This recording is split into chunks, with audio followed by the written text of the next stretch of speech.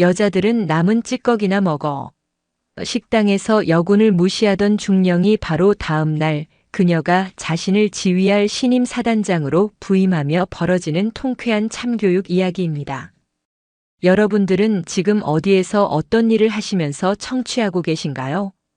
각자 댓글로 남겨주시면 감사드리겠습니다. 영상 시청하시기 이전에 구독과 좋아요 부탁드립니다.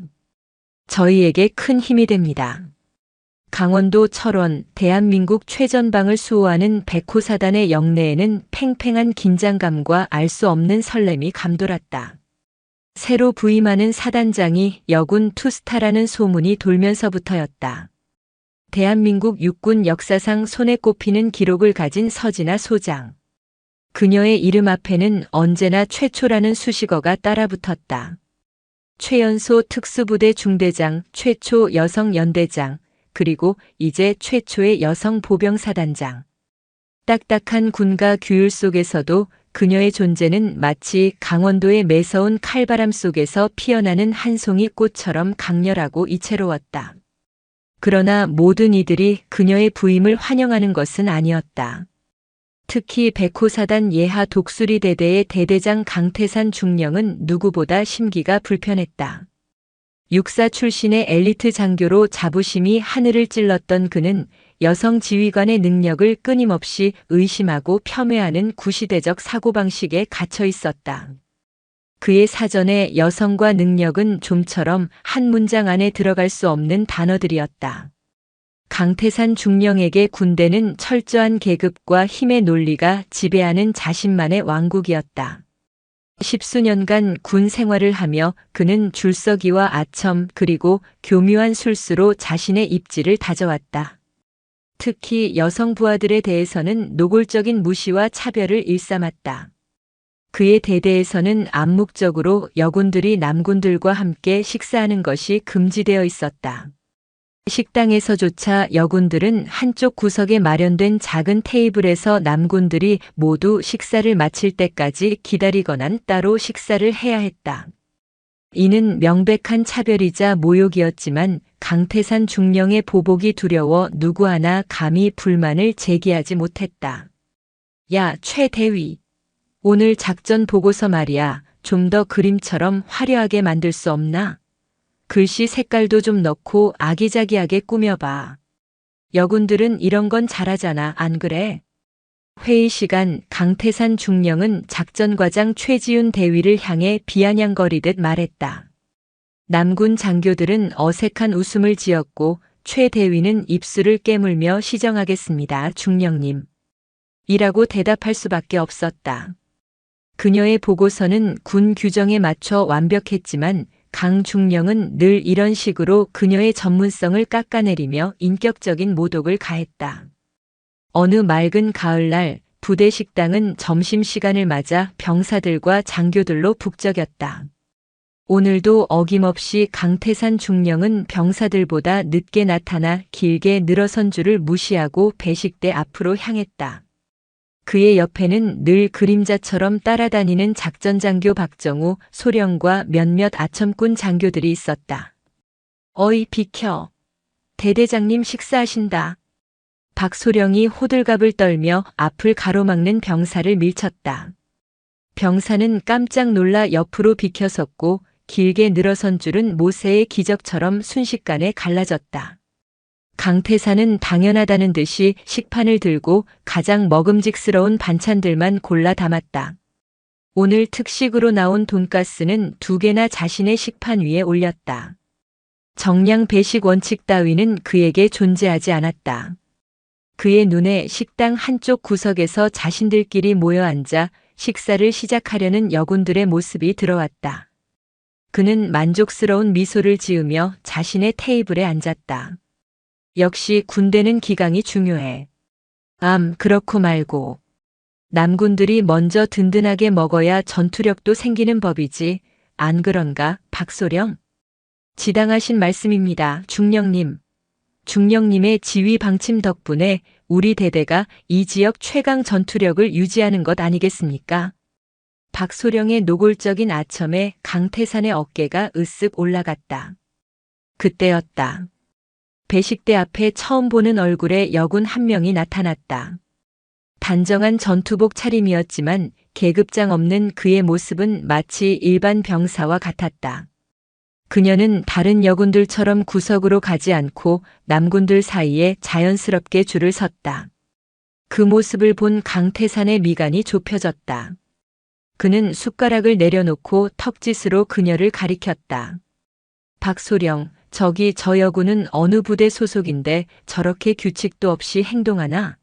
처음 보는 얼굴인데. 예. 아, 잠시만 확인해 보겠습니다. 박소령이 자리에서 일어나 그녀에게 다가가려던 순간 강태산이 손을 들어 그를 제지했다. 됐어. 내가 직접 나서지. 그는 의자에서 일어나 거들먹거리는 걸음으로 그녀에게 다가갔다. 그의 등장에 주변의 공기는 순식간에 얼어붙었다. 줄을 서 있던 병사들은 모두 숨을 죽인 채 무슨 일이 벌어질지 지켜보고 있었다. 계급장 없이 서 있는 여군은 서진아 소장이었다. 신임 사단장 부임을 앞두고 그녀는 예고 없이 부대를 방문하여 현장의 실태를 파악하고 있었다. 특히 여군들에 대한 차별과 부조리에 대한 소문이 끊이지 않았던 터라 직접 눈으로 확인하고자 했던 것이다. 식당의 기이한 풍경은 그녀의 상식으로는 도저히 이해할 수 없는 것이었다. 왜 여군이라는 이유로 따로 식사를 해야 하는가? 똑같이 훈련받고 똑같이 나라를 지키는 군인인데 식사 순서가 정해져 있다는 것은 또 무슨 말인가? 그녀는 부당함에 침묵하는 대신 정면으로 마주하기로 결심했다. 강태산은 그녀의 바로 뒤에 서서 헛기침을 몇 번 했다. 그녀가 돌아보지 않자 그는 한층 더 불쾌한 목소리로 말을 걸었다. 어이, 거기 여군. 어디 부대 소속이야?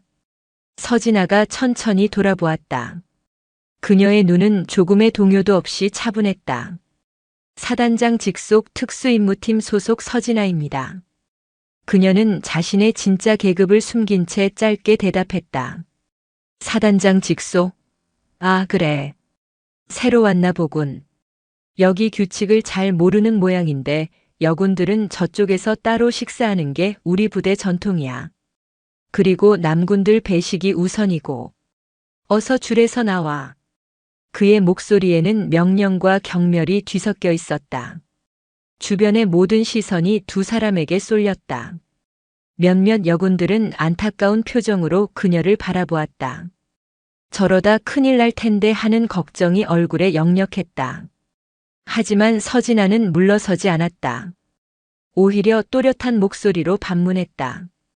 군법과 규정 어디에도 성별에 따라 배식 순서를 정하고 식사 장소를 분리하라는 조항은 없는 것으로 압니다. 여기 있는 모두는 대한민국 군인으로서 동등하게 식사할 권리가 있습니다. 순간 식당 안의 모든 소음이 멎었다. 강태산 중령의 권위에 정면으로 맞서는 사람이 나타났다는 사실에 모두가 경악했다. 강태산의 얼굴이 시뻘겋게 달아올랐다. 감히 일개 병사 나부랭이가, 그것도 여자가 자신의 면전에서 규정을 운운하며 대드는 것을 그는 용납할 수 없었다. 이것은 단순한 반항이 아니라 자신의 왕국에 대한 정면 도전이었다. 그의 눈에 살기가 번뜩였다. 그는 한 걸음 더 다가가 서진아의 어깨를 거칠게 밀쳤다. 이게 지금 뭐 하자는 거야? 여기가 직걸 규정 따지고 들 곳으로 보여. 너 오늘 아주 제대로 걸렸어. 군 생활 편하게 하고 싶지 않은 모양이지. 그의 폭력적인 행동에도 서진아는 균형을 잃지 않고 굳건히 서 있었다. 그녀의 눈빛은 흔들림 없이 그를 향해 있었다. 그 모습이 강태산의 분노에 기름을 부었다. 그는 이성을 잃고 폭주하기 시작했다. 이 건방진 여군을 모두가 보는 앞에서 철저하게 짓밟아 다시는 누구도 자신에게 도전할 엄두조차 내지 못하게 만들어야 한다. 강태산의 입에서 인간이라면 차마 뱉을 수 없는 저열한 욕설이 터져나왔다. 그의 왕국에 생긴 작은 균열이 걷잡을 수 없는 폭풍의 서막이 되리라는 것을 그 순간에는 아무도 알지 못했다. 넌 뭐하는 년이냐? 여기가 내 안방인 줄 알아? 남자들 밥 먹고 남은 찌꺼기나 처먹을 것이지 어디서 감히 줄을 서. 강태산 중령의 입에서 나온 거친 욕설에 식당의 공기는 칼날처럼 날카로워졌다. 주변의 병사들은 숨 쉬는 것조차 잊은 채 두 사람을 바라보았다. 공포와 당혹감이 뒤섞인 시선 속에서 오직 서진아만이 평정을 유지하고 있었다. 중령님, 저는 연이 아니라 대한민국 육군 소속 서진아입니다. 다시 한번 정중히 말씀드리지만 부당한 명령에는 따를 수 없습니다. 그녀의 차분하지만 단호한 대답은 강태산의 마지막 남은 이성의 끈을 끊어버렸다. 그는 코웃음을 치며 그녀를 위아래로 훑어보았다. 그의 시선에는 노골적인 경멸과 혐오가 담겨 있었다. 육군 소속? 웃기지 마. 계급장도 없는 잡것이 뭐라도 된 것 같아? 여기가 학교인 줄 알아? 군대는 힘이고 계급이야. 내가 법이고 내가 규칙이라고. 알아들어? 그는 고함을 지르며 손가락으로 자신의 가슴을 탕탕 쳤다. 그리고는 주변을 둘러보며 소리쳤다. 다들 똑똑히 봐도 군 기강을 무너뜨리는 것들은 어떻게 되는지. 특히 저기 구석에 처박혀 있는 여군 나부랭이들 잘 보라고. 그의 말이 끝나자마자 강태산은 서진아가 막 배식을 받아둔 식판을 향해 손을 뻗었다. 서진아는 그의 손을 피하려 했지만 작정하고 달려드는 그의 힘을 당해낼 수는 없었다. 쨍그랑 하는 파열음과 함께 식판이 그의 손에 빼앗겼다. 따뜻한 밥과 국, 반찬들이 허공에 흩뿌려졌다. 여자년들은 나중에 남는 거나 퍼먹어. 강태산은 악에 바친 목소리로 외치며 식판을 바닥에 내동댕이 쳤다. 금속 식판이 타일 바닥에 부딪히며 귀를 찢는 소음을 냈다. 하지만 그의 악행은 거기서 그치지 않았다. 그는 자신의 육중한 군화발로 바닥에 나뒹구는 밥과 반찬들을 사정없이 짓밟기 시작했다. 하얀 쌀밥이 그의 군화 아래에서 지시겨지고 김치와 나물 반찬들이 더러운 오물처럼 바닥에 뭉개졌다. 그것은 단순히 음식을 짓밟는 행위가 아니었다. 한 인간의 존엄을, 한 군인의 명예를, 그리고 한 여성의 인격을 무참히 짓밟는 폭력이었다. 식당 안의 모든 이들이 그 잔혹한 광경 앞에서 얼어붙었다. 몇몇 여군들은 차마 모습을 보지 못하고 고개를 돌렸고 눈물을 삼켰다. 최지훈 대위는 주먹을 불끈 쥔 채 부들부들 떨었지만 나설 수 없었다. 나서는 순간 자신과 다른 여군들에게 어떤 불이익이 닥칠지 너무나도 잘 알고 있었기 때문이었다. 강태산의 충실한 신복인 박정우 소령조차도 순간 당황한 기색이 역력했다. 일이 너무 커지고 있었다. 하지만 그는 이내 표정을 감추고 강태산의 권위에 도전한 자의 최후를 똑똑히 보라는 듯이 주변을 쏘아보았다. 바닥은 한순간에 아수라장이 되었다. 지시겨진 음식물들이 악취를 풍기며 널브러져 있었다. 광기를 멈춘 강태산은 거친 숨을 몰아쉬며 엉망이 된 바닥과 그 앞에 선 서진아를 번갈아 보았다. 그는 자신이 완벽한 승리를 거두었다고 생각했다. 모두가 보는 앞에서 그녀를 철저히 유린하고 굴복시켰다고 믿었다. 하지만 서진아는 무너지지 않았다. 그녀는 울지도 소리치지도 절망하지도 않았다. 그녀는 그저 묵묵히 차갑게 식어가는 분노를 담은 눈으로 강태산을 응시하고 있었다. 그녀의 허리는 꼿꼿했고 표정에는 굴욕이 아닌 결연한 의지가 서려 있었다. 그녀는 천천히 허리를 굽혔다. 그리고는 바닥에 떨어진 숟가락을 집어들었다. 강태산은 그녀가 마침내 무릎을 꿇고 자신의 잘못을 빌 것이라고 예상했다. 그러나 그녀의 행동은 그의 예상을 완전히 빗나갔다.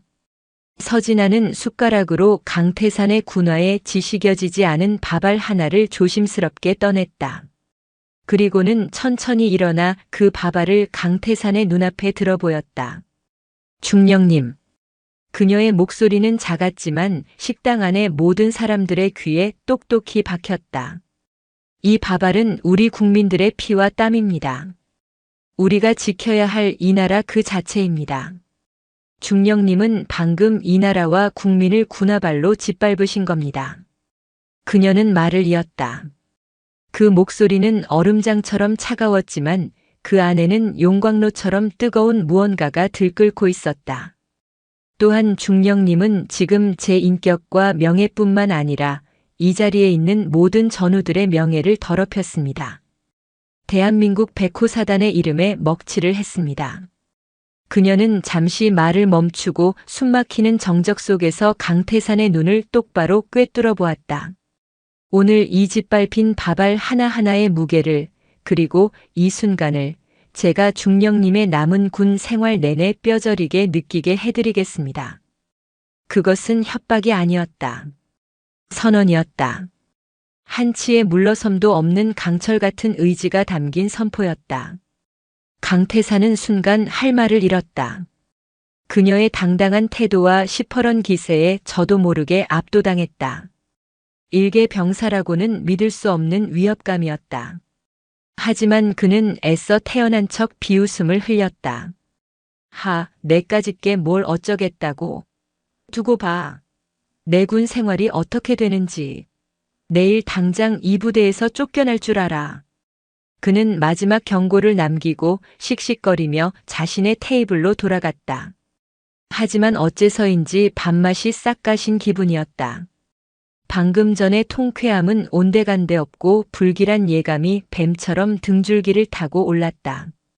그는 애써 그 불길함을 떨쳐내려 했지만 자신을 향한 서진아의 그 서늘한 눈빛이 뇌리에서 떠나지 않았다. 서진아는 더 이상 아무 말도 하지 않았다. 그녀는 엉망이 된 바닥을 한번 내려다본 뒤 조용히 몸을 돌려 식당을 나섰다. 그녀의 뒷모습은 패배자의 것이 아니었다.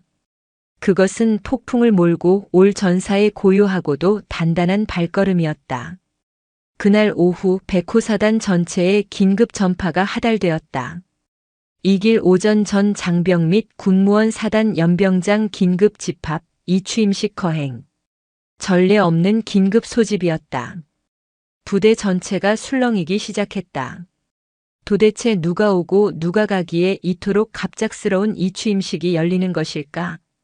강태산 중령 역시 의아했지만 대수롭지 않게 여겼다. 그에게는 오늘 점심에 일어난 불미스러운 일이 더 신경 쓰였다. 그는 내일 아침 사단 감찰실에 직접 연락해 서진아라는 여군을 징계위원회에 회부할 계획을 세우고 있었다. 감히 자신의 권위에 도전한 대가를 톡톡히 치르게 해줄 생각이었다. 그는 몰랐다. 자신이 계획하고 있는 작은 복수국이 얼마나 어리석고 하찮은 것인지를. 그리고 내일 아침 연병장에서 그를 기다리고 있는 것이 상상조차 할 수 없는 거대한 운명의 파도라는 것을. 백호사단의 썩은 심장을 돌려낼 차갑고도 눈부신 서막이 밝아오고 있었다. 다음 날 아침 철원에 위치한 백호사단의 거대한 연병장은 이른 시간부터 부산했다. 사단 직할대는 물론 각 예하부대에서 차출된 장병들까지 수천 명의 군인들이 오와 열을 맞춰 도열해 있었다. 하늘은 구름 한 점 없이 맑았고 가을의 햇살이 날카롭게 벼려진 총검과 반듯하게 다려진 군복 위로 쏟아져 내렸다. 하지만 연병장을 감싼 공기는 축제보다는 긴장감에 가까웠다. 갑작스러운 사단장 이취임식, 그 배경에 대한 억측과 소문이 밤새 부대 전체를 떠돌았다. 강태산 중령 역시 자신의 대대원들을 이끌고 연병장 한편에 서 있었다. 그의 표정은 여전히 오만함으로 가득했다. 어젯밤 그는 사단장 교체 소식을 듣고 콧방귀를 뀌었다. 누가 오든 자신과는 상관없었다. 그는 이미 이 부대 내에서 자신의 입지를 단단히 굳혔다고 믿었다. 오히려 새로 오는 사단장에게 잘 보여 더 큰 권력을 손에 쥘 기회라고 생각했다. 그는 옆에 서 있는 박정우 소령에게 나지막이 속삭였다. 어제 그 건방진 계집 서진아라고 했나? 오늘 이 취임식 끝나자마자 바로 감찰에 찔러 넣어. 하극상, 명령 불복종, 온갖 죄목을 다 붙여서 군복 벗겨버려. 예, 알겠습니다, 중령님. 걱정 마십시오. 박소령이 고개를 조아리며 대답했다. 강태산은 만족스러운 미소를 지었다. 그는 어제 식당에서 자신을 쏘아보던 서진아의 눈빛을 떠올렸다. 뼈저리게 느끼게 해주겠다고. 가소로운 것. 그는 곧 절망에 빠져 무릎 꿇고 용서를 빌게 될 그녀의 모습을 상상하며 쾌감을 느꼈다. 잠시 후 단상 위로 이임하는 사단장과 참모들이 모습을 드러냈다. 이임사는 짧고 간결했다. 그는 재임 기간 동안의 소회를 밝히고 백호사단의 무궁한 발전을 기원한다는 말로 연설을 마쳤다. 장병들의 형식적인 박수가 연병장을 스쳐 지나갔다. 그리고 마침내 모두가 기다리던 순간이 왔다. 의장대의 팡파르가 울려 퍼지고 의례 아나운서의 힘찬 목소리가 스피커를 통해 울려 퍼졌다. 지금부터 신임 백호 사단장의 취임식이 거행되겠습니다. 신임 사단장 입장. 모든 시선이 단상으로 향했다. 과연 어떤 인물이 대한민국 최전방을 수호하는 백호 사단을 이끌게 될 것인가? 장성급 장교들 사이에서는 이미 내정설이 돌았지만 대부분의 장병들은 전혀 아는 바가 없었다. 웅성거림 속에서 단상 중앙으로 한 사람이 걸어 나왔다. 그 모습을 본 순간 강태산 중령은 자신의 눈을 의심했다. 단상 위로 걸어 나오는 사람은 분명 어제 식당에서 자신이 모욕을 주고 식판을 짓밟았던 바로 그 여군 서진아였다. 하지만 지금 그녀의 모습은 어제와는 완전히 달랐다. 계급장 없는 전투복 차림이었던 어제의 모습은 온데간데 없었다. 각 잡힌 정복 어깨 위에는 밤하늘의 북극성처럼 빛나는 두 개의 별 소장 계급장이 선명하게 달려 있었다. 그녀의 가슴에는 온갖 훈장들이 번쩍이고 있었고 검은 베레모 아래의 눈빛은 연병장의 수천 장병들을 압도할 만큼 깊고 강렬했다. 강태산의 입이 떡 벌어졌다. 뇌가 정지한 듯 아무런 생각도 할 수 없었다. 잘못 본 것이라고 말도 안 되는 환각이라고. 스스로를 부정했지만 단상 위에서 그를 차갑게 내려다보는 저 눈빛은 틀림없이 어제의 그 눈빛이었다. 의례 아나운서의 목소리가 그의 혼란스러운 머릿속에 망치처럼 내리꽂혔다. 신임 백호 사단장 서진아 소장님께 대하여 전체 경례 필승. 수천 명의 장병들이 일사불란하게 거수 경례를 외쳤다. 강태산 역시 본능적으로 손을 들어 올렸지만 그의 팔은 천근만근처럼 무거웠고 손끝은 사시나무처럼 떨리고 있었다. 그의 낯빛은 종이장처럼 하얗게 질려 있었다. 식은땀이 등줄기를 타고 흘러내렸고 심장이 발밑으로 곤두박질 치는 것 같았다. 소장, 사단장 그 단어들이 그의 머릿속에서 섬광처럼 터져나왔다. 자신이 어제 무슨 짓을 했는지, 누구에게 그런 끔찍한 모욕을 주었는지가 비수처럼 날아와 심장을 꿰뚫었다. 그는 대한민국 육군 소장, 야전부대를 지휘하는 최고 위급 장성 중 한 명이자 자신의 목숨줄을 쥐고 있는 직속 상관의 얼굴에 대고 넌 뭐하는 년이냐? 고 욕설을 퍼붓고 그녀의 식판을 발로 짓밟은 것이었다. 그의 옆에 서 있던 박정우 소령 역시 경악을 금치 못했다. 그의 얼굴은 잿빛으로 변해 있었다. 그는 어제 강태산의 악행을 방관하고 동조했다. 이제 그 대가를 치를 시간이 온 것이다. 단상에 선 서진아 사단장은 연병장을 천천히 둘러보았다. 그녀의 시선은 한 사람 한 사람을 꿰뚫는 듯 날카로웠다. 그리고 마침내 그녀의 시선이 독수리 대대가 도열한 대열 강태산 중령이 서 있는 곳에 멈췄다. 둘의 눈이 허공에서 마주쳤다. 서진아의 눈에는 어떠한 감정도 담겨 있지 않았다. 그저 깊고 서늘한 심연만이 존재할 뿐이었다. 하지만 강태산에게 그 눈빛은 사형 선고와도 같았다. 그는 공포에 질려 저도 모르게 시선을 피했다. 서진아 사단장은 마이크 앞에 섰다. 그녀의 목소리는 카랑카랑하면서도 강한 힘을 담고 있었다. 자랑스러운 백호사단 장병, 그리고 군무원 여러분. 오늘부로 대한민국 백호사단장의 중책을 맡게 된 소장 서진아입니다. 간단한 소개에 이어 그녀의 본격적인 취임사가 시작되었다. 그것은 틀에 박힌 의례적인 연설이 아니었다. 백호사단의 심장을 향해 던지는 날카로운 질문이자 거대한 개혁의 시작을 알리는 선전포고였다. 우리 백호사단은 호랑이처럼 용맹하게, 백두산처럼 굳건하게라는 정신으로 국가에 헌신해 온 대한민국 최정예 부대입니다. 그러나 언제부터인가 우리의 자랑스러운 전통이 낡은 악습으로 변질되고 강인한 정신력이 비뚤어진 권위주의로 대체되기 시작했습니다. 그녀의 말 한마디 한마디가 강태산의 가슴을 후볐다. 전우의 등을 믿고 목숨을 맡겨야 할 이 신성한 조직에 계급이 무기이고 폭력이 지위가 되는 문화가 자리 잡고 있습니다. 똑같이 국가의 충성을 맹세한 전우를 성별이 다르다는 이유로 차별하고 식판을 함께 나눌 자격조차 박탈하는 행위가 전통이라는 이름으로 묵인되고 있습니다. 연병장이 술렁이기 시작했다.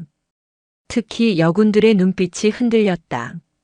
그들이 그동안 겪어왔던 서러움과 부당함을 새로운 사단장이 정확히 꿰뚫어 보고 있었다. 나는 오늘 이 자리에서 분명히 선언합니다. 백호사단 내에 존재하는 모든 부조리와 악습을 뿌리 뽑겠습니다. 권위는 계급장에서 나오는 것이 아니라 부하들의 신뢰와 존경으로부터 나온다는 것을 증명해 보이겠습니다. 실력과 인품이 존중받고 성별이나 출신에 따른 어떠한 차별도 용납되지 않는 진정한 전우회로 하나 되는 백호사단을 만들겠습니다. 그녀는 연설을 잠시 멈추고 다시 한번 강태산 중령이 있는 쪽을 응시했다. 이번에는 피하지 않았다. 아니, 피할 수 없었다. 그녀의 시선이 그를 붙들고 놓아주지 않았다. 어제 저는 이 부대의 한 식당에서 대한민국 군인으로서 그리고 한 인간으로서 감당하기 힘든 모욕을 겪었습니다.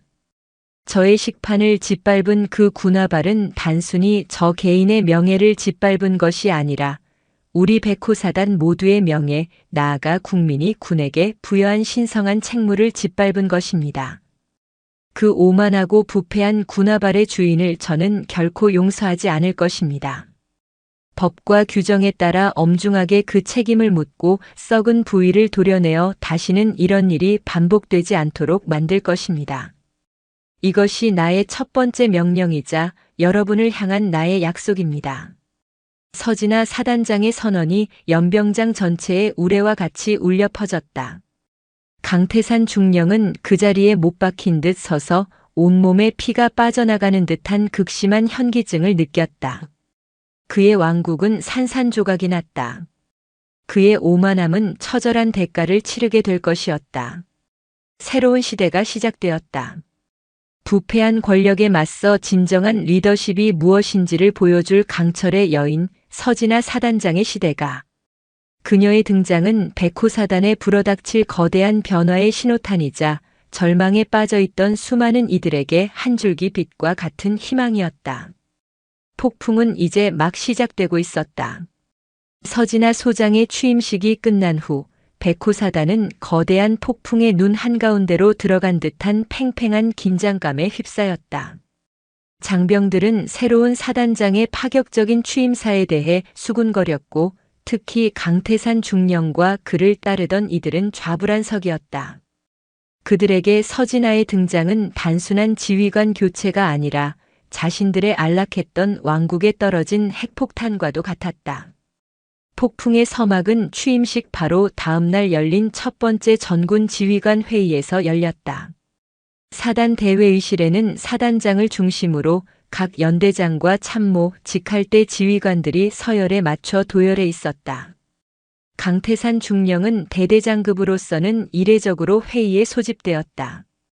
참석 대상 독수리대대 강태산 중령이라고 적힌 공문을 받았을 때 그는 이것이 공개적인 처형을 위한 소환장임을 직감했다. 그는 밤새 한숨도 자지 못했다. 얼굴은 헬쑥했고 입술은 바짝 말라 있었다.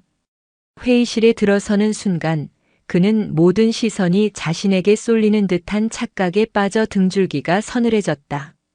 서진아 사단장은 정시에 회의실에 들어섰다.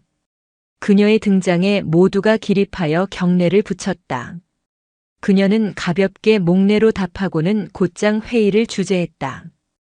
그녀의 책상 위에는 노트북 한 대가 전부였다. 이전 사단장들이 늘 앞에 쌓아두던 두꺼운 보고서 뭉치 따위는 보이지 않았다. 모두 자리에 앉도록.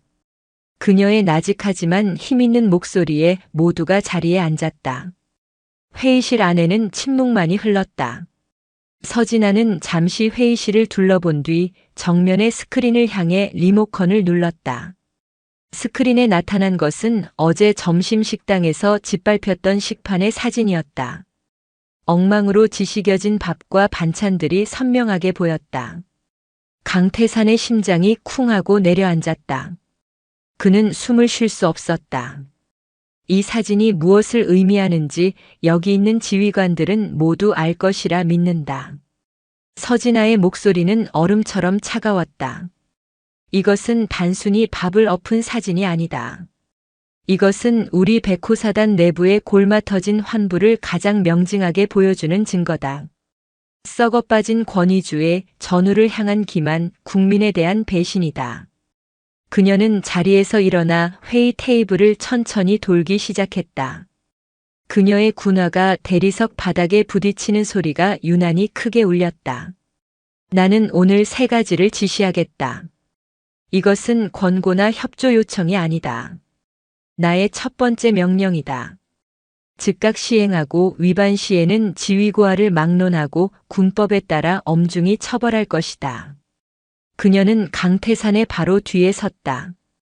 강태산은 등 뒤에서 느껴지는 서늘한 기운에 온몸의 털이 곤두서는 것 같았다. 첫째, 금일부로 백호사단 예하 모든 부대 내에서 성별, 계급, 출신에 근거한 모든 차별적 관행을 전면 폐지한다. 특히 식당에서의 배식 순서 및 좌석 구분과 같은 비상식적인 악습은 당장 이 시간부로 금지한다. 모든 장병은 동등한 전우이며 동등한 대우를 받을 권리가 있다. 각 지휘관은 이 명령이 일선 병사들에게까지 완벽하게 전파되고 지켜지는지 직접 감독하고 매일 저녁 나에게 직접 결과를 보고하도록. 그녀의 말은 강태산의 뺨을 후려치는 것과 같았다. 자신의 왕국을 지탱하던 가장 상징적인 악습이 공개적으로 그리고 가장 먼저 철퇴를 맞은 것이다. 둘째, 모든 보고 체계를 간소화하고 실질적인 내용 중심으로 전환한다. 보고를 위한 보고 보여주기식 행정은 오늘부로 끝이다. 모든 부대는 불필요한 대면 보고를 최소화하고 신속한 디지털 보고 시스템을 활용하라. 나는 두꺼운 보고서 뭉치가 아니라 현장에 살아있는 목소리와 정확한 데이터를 원한다. 참모진은 당장 관련 시스템을 구축하고 일주일 내로 전부대의 교육을 실시하도록. 회의실에 앉아있던 9세대 참모들의 얼굴이 미묘하게 굳어졌다. 그들이 권력을 유지하던 수단 중 하나인 복잡한 보고, 체계와 행정 절차를 정면으로 부정한 것이다. 서진아는 다시 말을 이었다. 그녀의 시선은 여전히 허공을 향해 있었지만 그 말의 칼날은 정확히 강태산을 겨누고 있었다. 마지막 셋째, 사단장 직속의 특별감찰단을 신설한다. 단장은 사단 감찰 참모인 박수현 대령이 맡는다. 특별감찰단의 첫 번째 임무는 독수리 대대를 포함한 전부대의 군수 물자, 훈련 장비, 예산 집행 내역에 대한 전면적인 실태 조사다. 노후 장비 방치, 군수품 횡령 및 유용, 예산의 부당 집행 등 의혹이 제기된 모든 사안에 대해 한 점의 의혹도 없이 철저하게 조사할 것이다. 그 순간 강태산은 자신의 사형 선고가 내려졌음을 깨달았다. 그는 수년간 군수 물자를 빼돌리고 훈련 예산을 허위로 청구하여 착복해왔다. 그가 사들인 값싼 중국산 부품 때문에 훈련 장비들은 겉만 멀쩡할 뿐 언제 고장 나도 이상하지 않을 시한폭탄과도 같았다. 박수현 대령은 군내에서도 소문난 대쪽이었다. 그가 칼을 잡는다면 자신의 비리는 낱낱이 파헤쳐질 것이 불 보듯 뻔했다. 서진아는 자신의 자리로 돌아와 앉았다. 그리고는 처음으로 회의에 참석한 이들의 얼굴을 똑바로 바라보았다. 나는 여러분의 군 생활을 편하게 만들어줄 생각이 없다. 오히려 그 어느 때보다 힘들고 고통스럽게 만들 것이다. 낡고 썩은 관행을 버리는 것은 고통스러운 일이기 때문이다. 하지만 그 고통의 끝에서 우리는 진정으로 강하고 명예로운 국민에게 신뢰받는 백호사단으로 다시 태어날 것이다. 나의 개혁에 동참하여 스스로의 썩은 살을 도려낼 것인가, 아니면 썩은 살과 함께 잘려나갈 것인가. 선택은 여러분의 몫이다. 그녀는 마지막으로 강태산을 지목했다. 강태산 중령. 네, 중령. 강태산은 벌떡 일어나 관등 성명을 외쳤다. 그의 목소리는 염소처럼 떨리고 있었다. 어제 식당 바닥에 짓밟혔던 음식물들, 오늘 중으로 자네가 직접 자네 손으로 깨끗하게 청소하도록. 군화발로 짓밟은 명예가 얼마나 무거운지 허리 굽혀 밥알 하나하나를 주우며 스스로 깨닫기 바란다.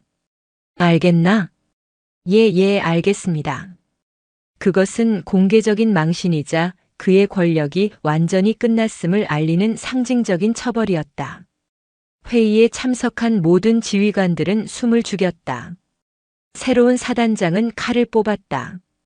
그리고 그 칼은 무서울 정도로 차갑고 예리했다.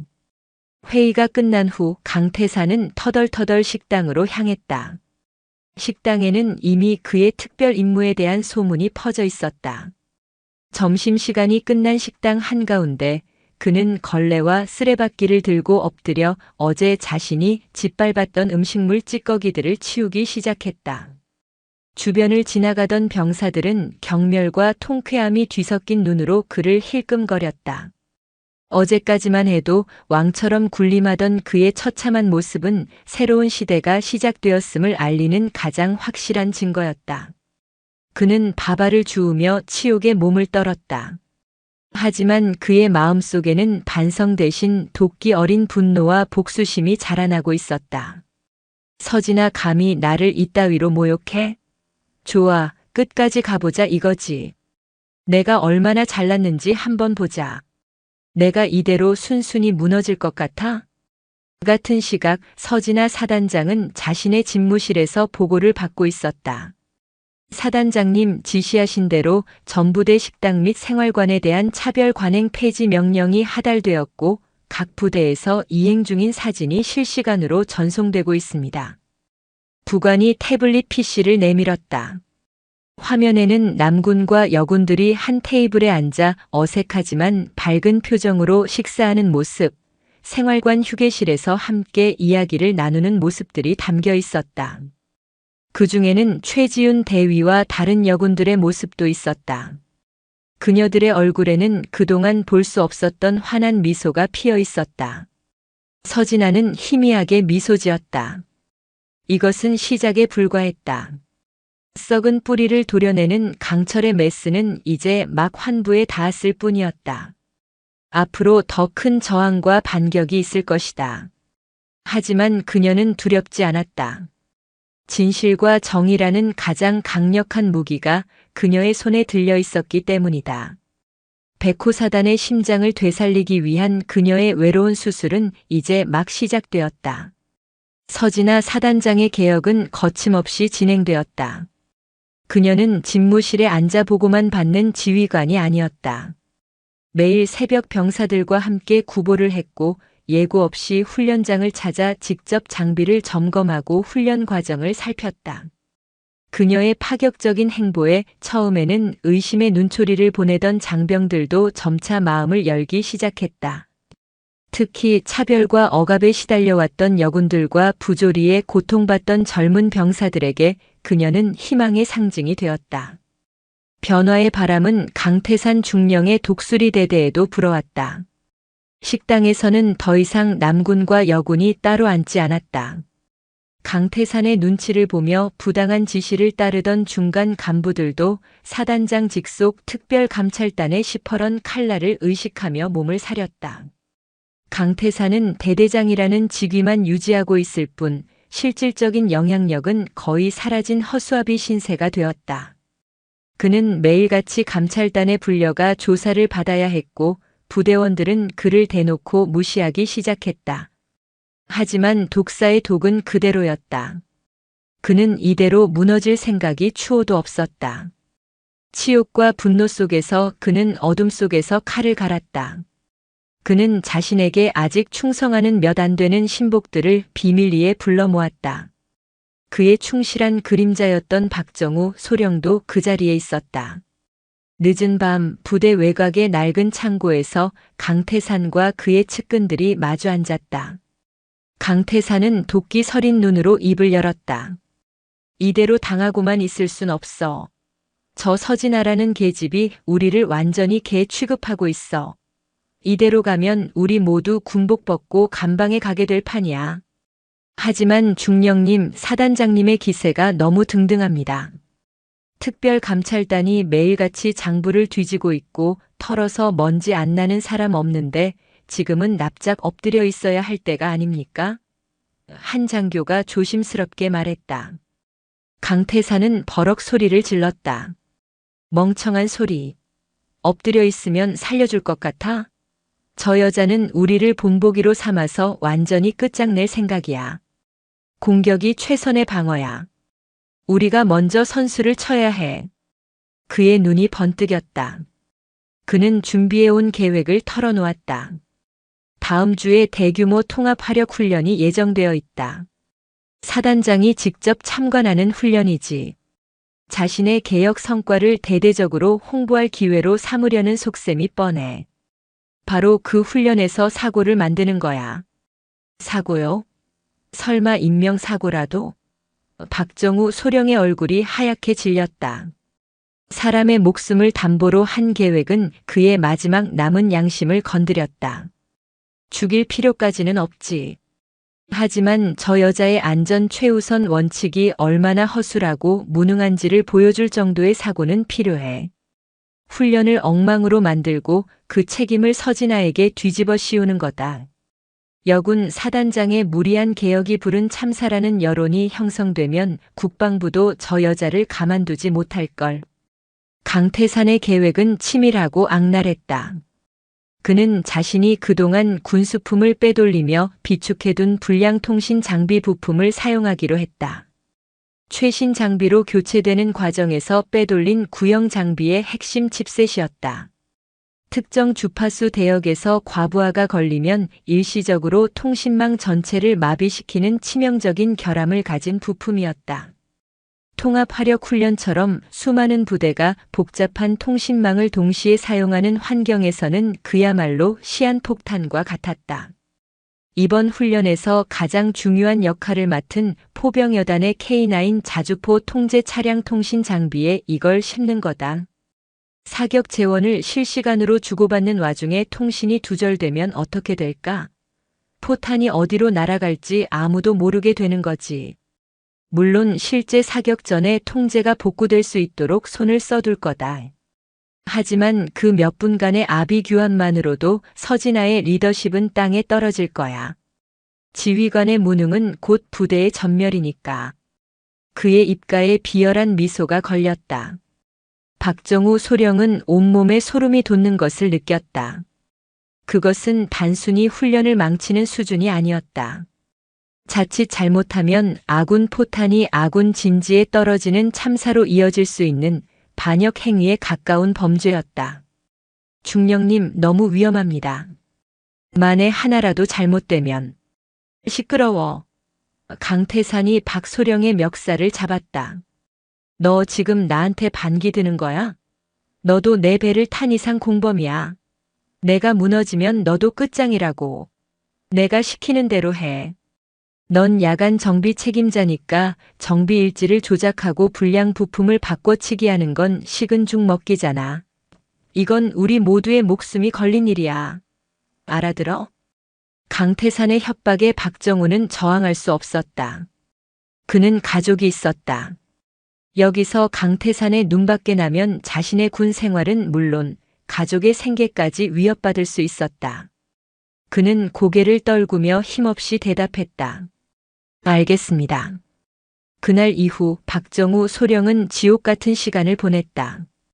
밤마다 악몽에 시달렸고 거울에 비친 자신의 모습이 괴물처럼 느껴졌다. 그는 강태산의 지시대로 야음을 틈타 포병부대 정비고에 잠입했다. 미리 매수해둔 정비 담당 부사관의 도움으로 그는 K9 자주포 통제 차량의 통신 장비를 열고 핵심 칩셋을 강태산이 건네준 불량 부품으로 교체했다. 그리고 정비 일지에는 이상 없음이라고 기록했다. 그의 손은 죄책감으로 떨렸지만 멈출 수 없었다. 한편 서진아 사단장은 다가올 훈련 준비에 여념이 없었다. 그녀는 이번 훈련을 자신의 개혁이 단순한 구호가 아니라 실질적인 전투력 향상으로 이어진다는 것을 증명할 기회로 삼고자 했다. 그녀는 직접 훈련장을 찾아 지형을 살피고 기상 데이터를 분석했으며 참가 대원들의 컨디션을 일일이 점검했다. 훈련 전날 최종 안전 점검 회의가 열렸다. 박정우 소령은 훈련 지원 책임자로서 서진아 사단장에게 직접 보고를 해야 했다. 독수리대대 작전장교 박정우 소령, 통합화력훈련에 투입될 모든 장비에 대한 최종 점검 결과 이상 없음을 보고드립니다. 그는 서진아의 눈을 차마 마주치지 못하고 보고했다. 서진아는 그의 보고를 들으며 미간을 살짝 찌푸렸다. 그녀는 서류를 넘겨보며 날카롭게 질문했다. 박소령, 포병여단 통신 장비 정비 일지를 보니 최종 점검 시간이 유독 짧고 형식적이군. 특히 야간에 혼자서 점검을 마쳤다고 되어 있는데 2인 1조 점검 원칙을 어긴 이유는 뭔가? 박정우는 심장이 철렁 내려앉는 것을 느꼈다. 그 사소한 절차 위반을 발견해낼 줄은 꿈에도 몰랐다. 그는 애써 태어난 척 둘러댔다.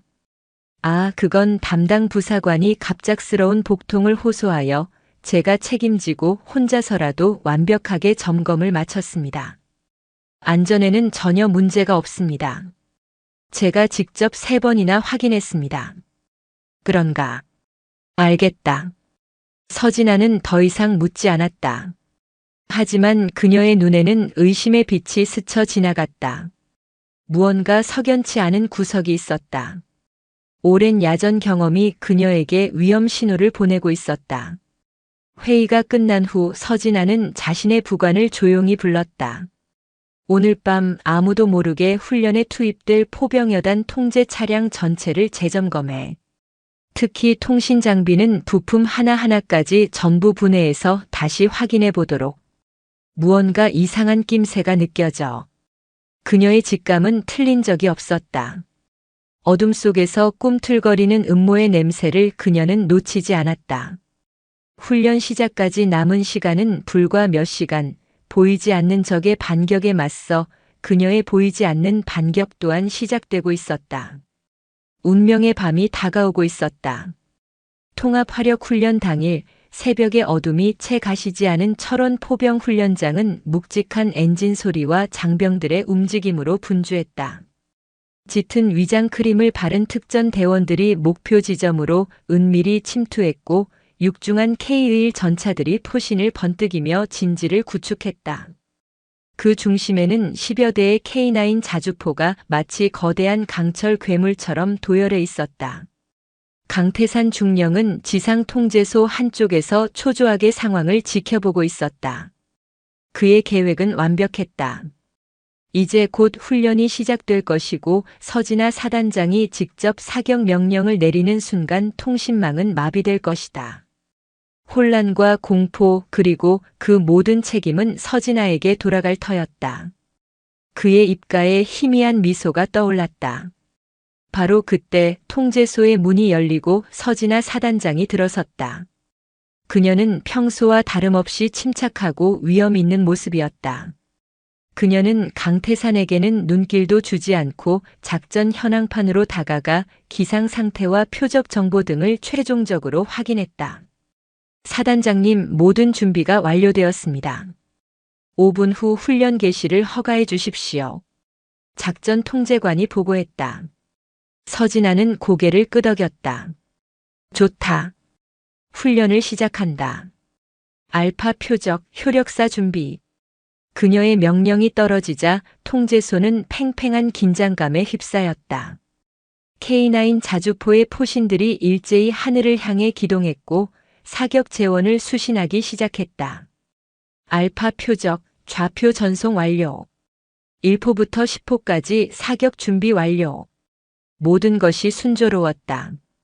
강태산은 마른 침을 삼켰다. 바로 지금이었다. 전포대 사격. 서진아의 단호한 명령과 함께 K9 자주포들이 지축을 울리는 굉음을 내뿜으며 불을 뿜었다. 수십 발의 포탄이 포물선을 그리며 어두운 새벽 하늘을 갈랐다. 명중.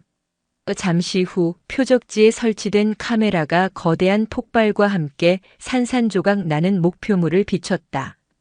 통제소 안에서 환호성이 터져나왔다.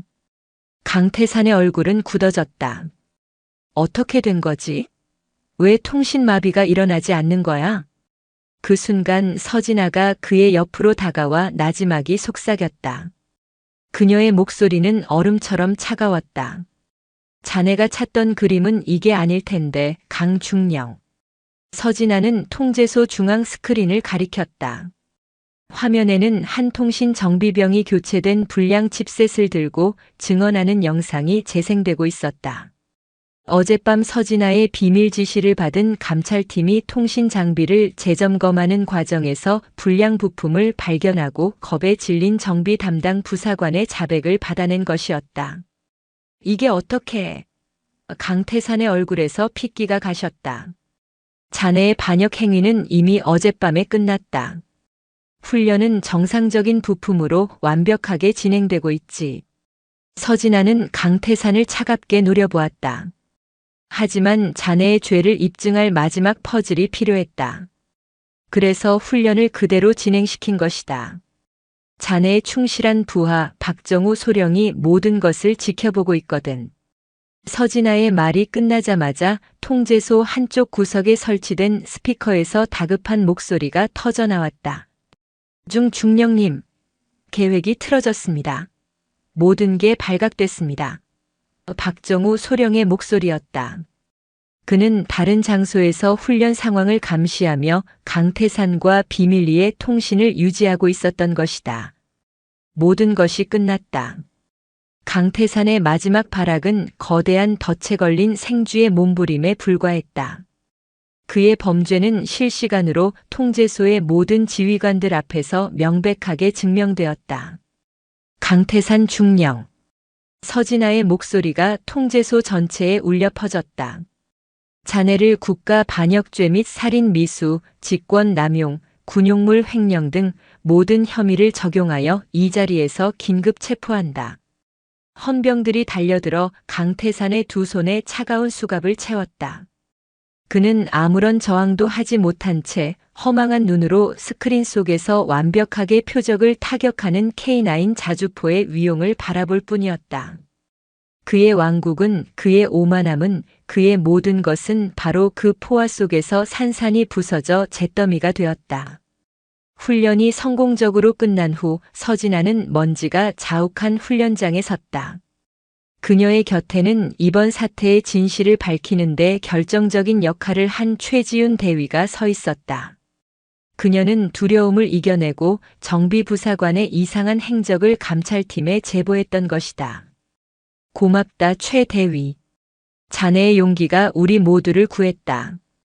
최지윤 대위는 눈물을 글썽이며 고개를 저었다. 아닙니다, 사단장님. 사단장님께서 저희에게 용기를 주셨습니다. 이제 더 이상 부조리에 침묵하지 않아도 된다는 희망을 주셨습니다. 그 모습을 시작으로 그 자리에 있던 모든 장병들이 서진아 사단장을 향해 뜨거운 박수와 함성을 보내기 시작했다. 그것은 단순한 존경을 넘어선 절대적인 신뢰의 표현이었다. 진실의 불꽃은 어둠을 이겼다. 서진아 사단장은 가장 큰 위기를 가장 완벽한 승리로 바꾸어 놓았다. 그녀의 리더십은 이제 그 누구도 흔들 수 없는 반석 위에 굳건히 서게 되었다. 하지만 그녀는 알고 있었다. 싸움은 이제부터 시작이라는 것을. 썩은 가지를 쳐내는 것보다 그 자리에 새로운 희망의 새싹을 키우는 것이 더 어렵고 힘든 일이기 때문이었다. 강태산 전 중령에 대한 군사 재판은 국방부 전체의 이목이 쏠린 가운데 열렸다. 군복 대신 수의를 입은 그는 한때 자신의 왕국이었던 군사법원 피고인석에서 초라하게 고개를 숙이고 있었다. 그의 오만했던 눈빛은 사라지고 공포와 패배감만이 남아 있었다. 재판의 하이라이트는 박정우 소령이 증인으로 나섰을 때였다. 감형을 약속받았지만 그의 목소리에는 거래의 가벼움이 아닌 진심 어린 참회의 무게가 실려 있었다. 그는 떨리는 목소리로 강태산의 지시와 협박, 그리고 자신이 저지른 범죄를 낱낱이 고백했다. 그의 증언에 이어 그동안 강태산의 위세에 눌려 말하지 못했던 피해자들이 줄지어 증언대에 섰다. 부당하게 인사불이익을 받았던 장교, 상습적인 폭언에 시달렸던 부사관, 성희롱의 상처를 안고 전역해야 했던 여군까지. 그들의 용기 있는 목소리는 강태산이라는 독버섯이 얼마나 오랫동안 조직을 병들게 했는지를 명백히 증명했다. 마지막 증인은 최지윤 대위였다. 그녀는 담담하지만 힘있는 목소리로 만약 사단장의 조치가 없었다면 자신과 동료들이 어떤 끔찍한 위험에 처했을지를 증언했다. 그녀의 증언은 단순한 피해 사실 진술이 아니었다. 그것은 한 사람의 비뚤어진 욕망이 국가 안보의 최전선에 있는 백호사단 전체를 어떻게 위협했는지에 대한 고발이었다. 재판부는 강태산에게 이적죄, 초병상해, 직권남용, 군용물 횡령, 부하폭행 등 적용 가능한 거의 모든 중범죄 혐의를 인정했다. 판결이 내려지는 순간 법정 안의 모든 이들이 숨을 죽였다. 피고 강태산 전 백호사단 중령에게 징역 30년을 선고한다.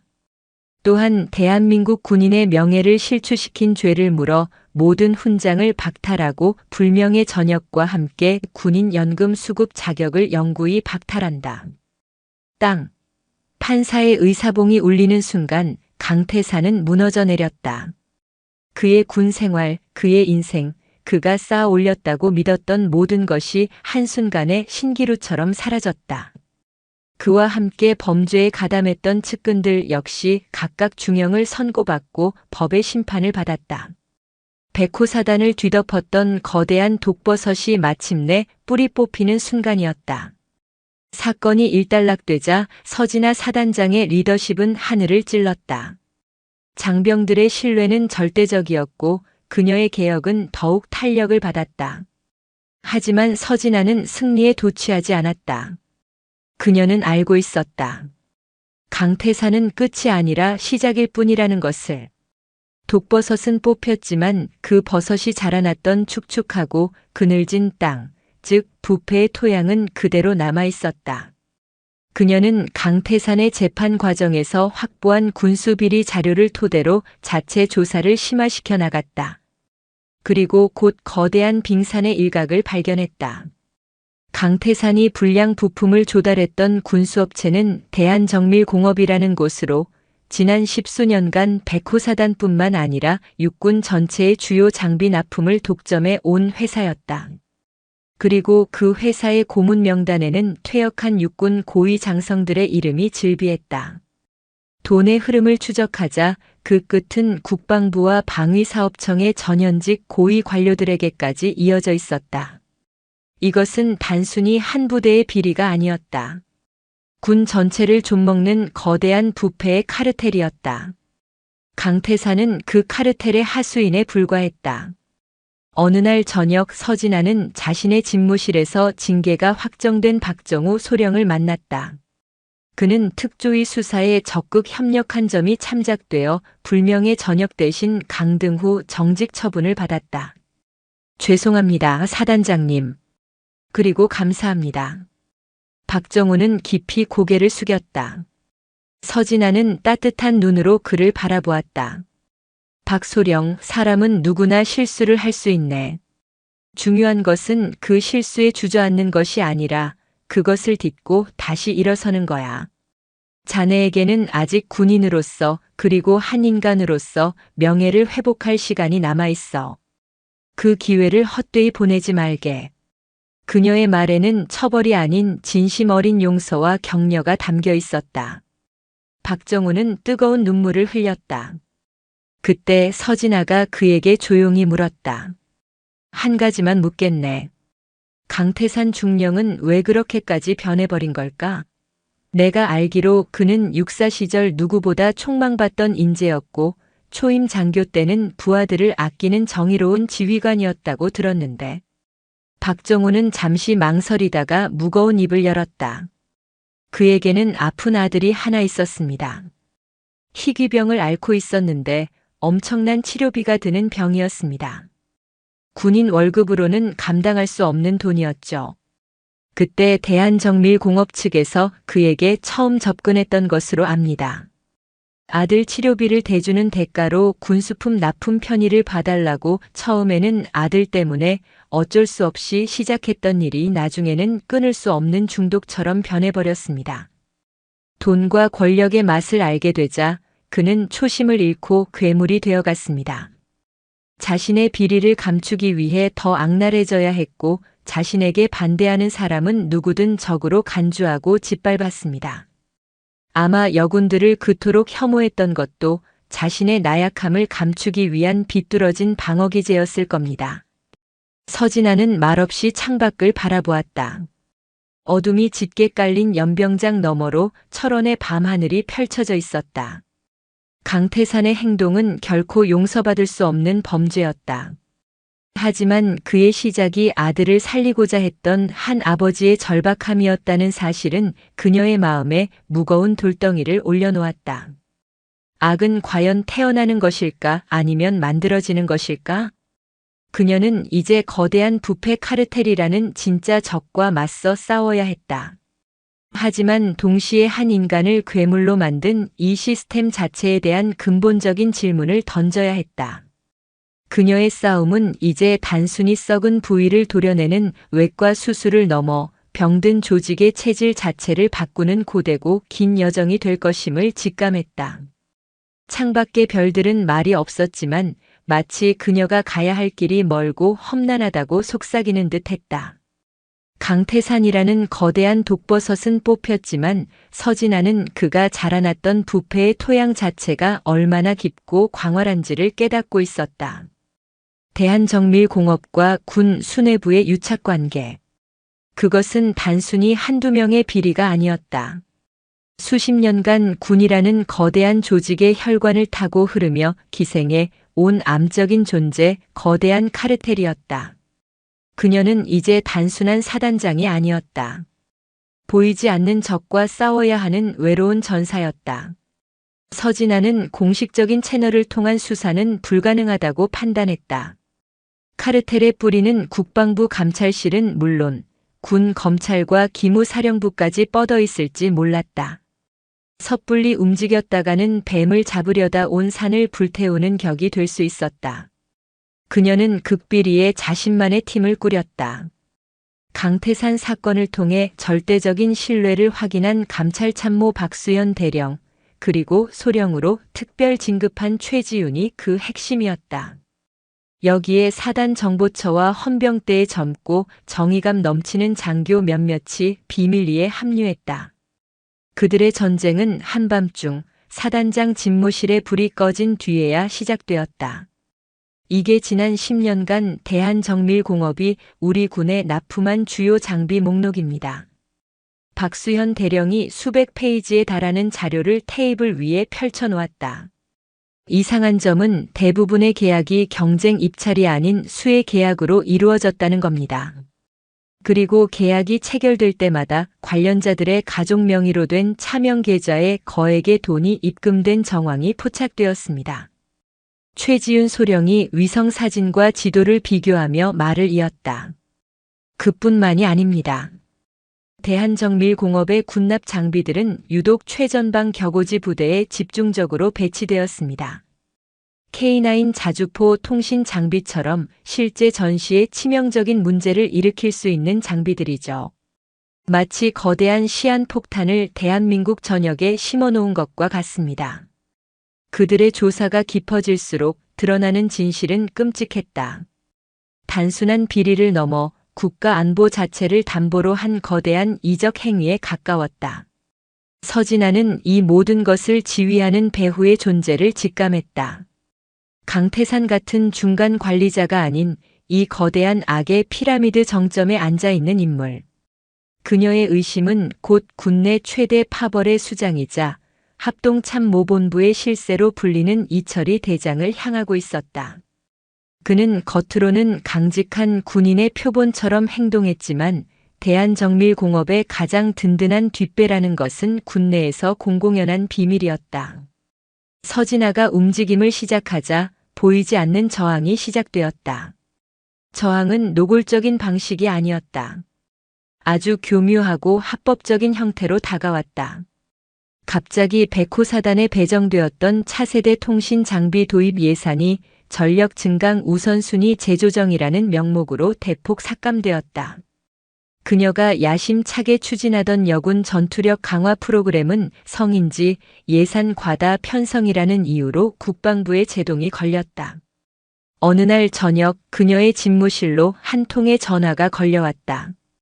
그녀의 오랜 스승이자 군내에서 존경받는 원로인 예비역 장군이었다. 서 장군 잘 지내는가? 네, 장군님. 잘 지내고 있습니다. 별일 없으십니까? 다름이 아니라 요즘 자네에 대한 우려 섞인 이야기가 많이 들려서 말이야. 너무 의욕이 앞서는 것 아닌가 걱정하는 사람들이 많아. 자네가 지금 건드리고 있는 곳이 어떤 곳인지 알고는 있는 겐가? 노 장군의 목소리에는 진심 어린 걱정이 묻어 있었다. 그건 단순한 비리 사건이 아니야. 수십 년간 얽히고 설킨 군의 심장부일세.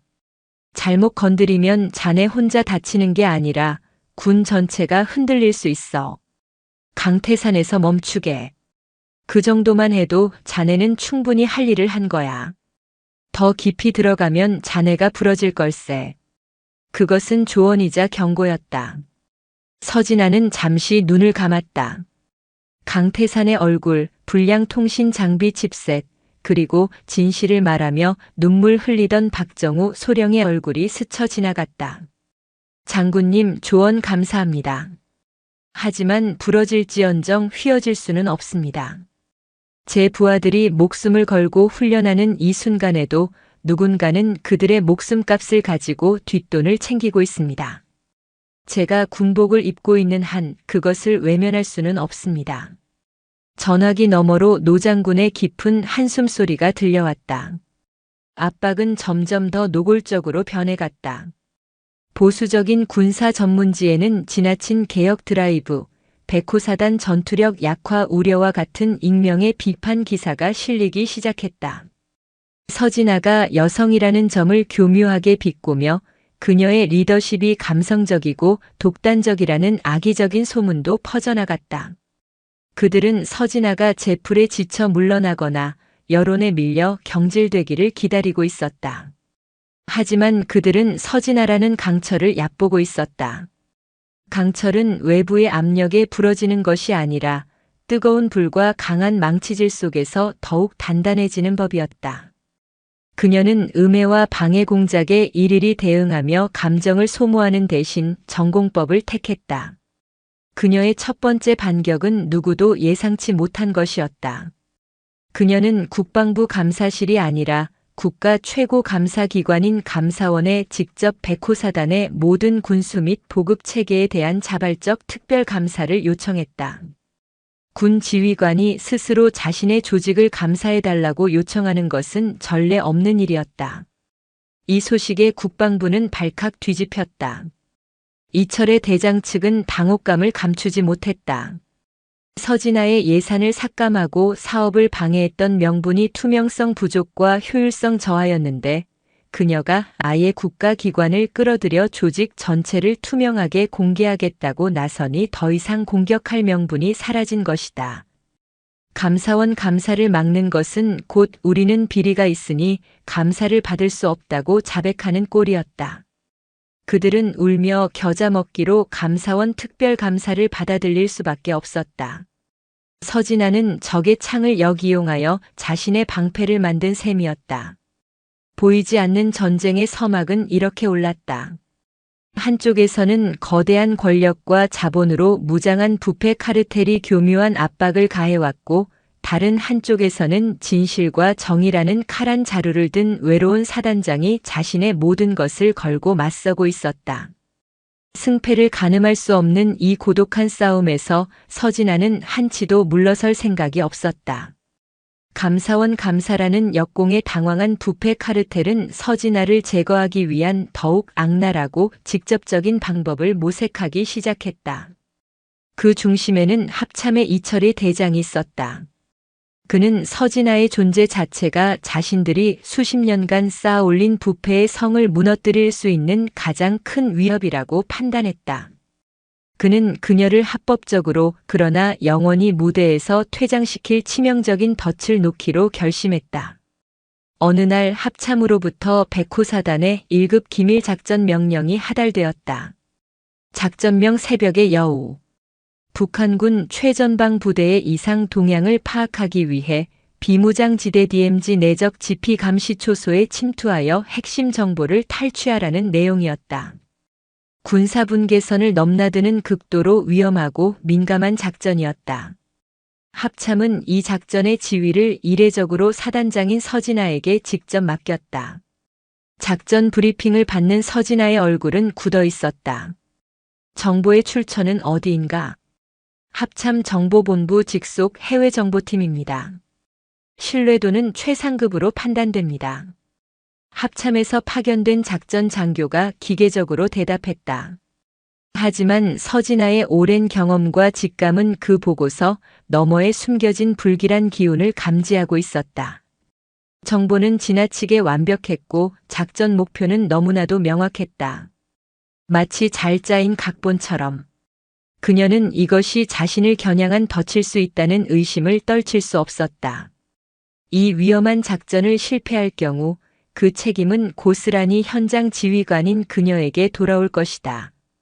정전협정을 위반한 무모한 작전을 강행하여 남북 관계를 파탄 직전으로 몰고 간 독단적인 여장군이라는 오명을 쓰고 군복을 벗게 될 것이 뻔했다. 그렇다고 합참의 공식 명령을 거부하는 것은 명백한 항명이었다. 진퇴양난의 위기였다. 그날 밤 서진아는 비밀팀을 소집했다. 그녀의 표정은 그 어느 때보다 비장했다. 이것은 함정일 가능성이 높다. 하지만 명령을 거부할 수는 없어. 그렇다면 우리가 판을 새로 짜야 한다. 그녀는 두 개의 작전을 동시에 진행하기로 결심했다. 첫 번째는 합참의 명령대로 움직이는 표면 작전이었다. 그리고 두 번째는 그 작전의 진실을 파헤치기 위한 그림자 작전이었다. 최소령. 서진아가 최지윤을 불렀다. 자네에게 가장 위험한 임무를 맡겨야겠다. 사단 최정예 특임대 5명을 이끌고 공식 침투조보다 12시간 먼저 목표 지점으로 잠입한다. 자네의 임무는 정보 탈취가 아니다. 이 작전 자체가 진실인지 아니면 함정인지 밝혀내는 것이다. 만약 함정이라면 그 증거를 확보해야 한다. 생사를 넘나드는 위험한 임무였다.